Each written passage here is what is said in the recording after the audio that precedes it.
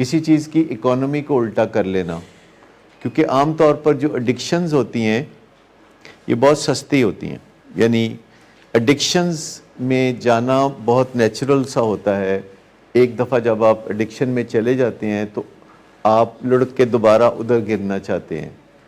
تو کہتے ہیں کہ یہ بہت سستا ہوتا ہے، بہت آسان ہوتا ہے. اگر اسے مہنگا اور مشکل بنا لیں تو پھر آپ آسانی سے آگے بڑھتے چلے جاتے ہیں، یعنی اس کی قیمت بدل دیں، یعنی اپنی ایڈکشن کو اپنے لیے مہنگا بنا لیں. یعنی جب بھی آپ کوئی ایڈکٹیو حرکت کریں تو اپنے آپ کو اس کا کوئی جرمانہ کر لیں.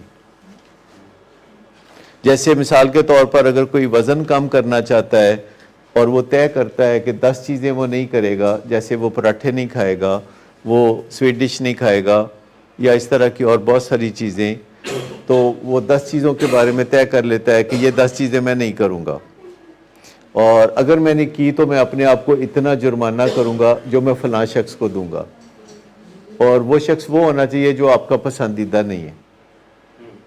آپ کسی ایسے بندے کو جسے آپ پسند نہیں کرتے تو آپ وہ جرمانہ اسے ادا کریں گے. جب بھی آپ وائلیشن کریں گے تو آپ نے ایک علت کو، اپنی ایڈکشن کو اپنے لیے مہنگا بنا لیا، اور جو عادتیں ہیں ان کو اپنے لیے سستا بنا لیں.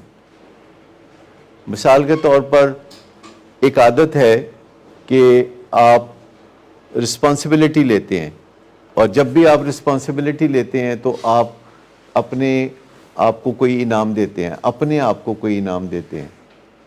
تو یہ آپ کے لیے پھر آسان ہو جائے گا وہ چیز کرنا. جب بھی آپ کوئی اچھی عادت، جیسے واک کرنے کے لیے، جب بھی آپ فالو اپ کے لیے آتے ہیں تو اپنے آپ کو ایک تھپکی دینا، اپنے آپ کو کوئی تعریف کرنا اپنی، اور یہ چیزیں جو ہیں آپ عادتوں کو اور علتوں کو اس طریقے سے سپورٹ کر سکتے ہیں یا اپوز کر سکتے ہیں. جو عادتیں ہوتی ہیں اور جو علتیں ہوتی ہیں ان میں کیا فرق ہوتا ہے؟ کوئی آپ بتائے گا؟ عادتوں اور علتوں میں کوئی فرق ہوتا ہے؟ پھر ریزلٹس کا فرق ہوتا ہے عادتوں اور علتوں میں.